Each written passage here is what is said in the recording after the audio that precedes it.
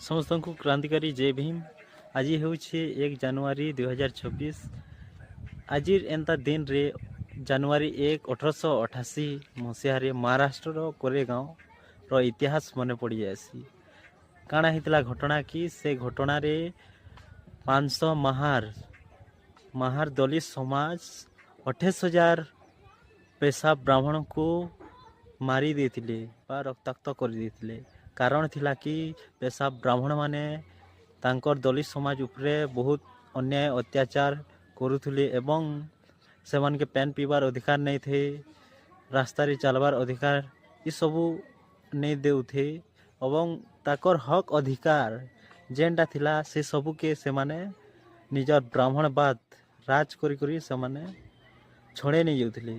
तेणु दलित समाज जानबार जरूरी है। ये आमर दलित समाज रे उपरे एंता अत्याचार हेले 500 जन 28,000 के मारी पारुछन, तो आमे 5 जन 5,000 के कहीं नहीं मारी पारू। आमर से जिनिस सेंता से पावार आमर मन भितरे भी अच्छी।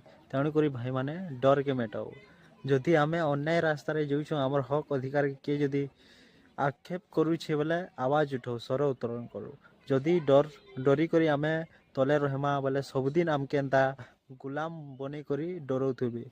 तेणु भाई माने स्वर उत्तोलन करो, अन्याय अत्याचार उपरे लड़ो। जय भीम, जय संविधान, जय महार, जय भारत।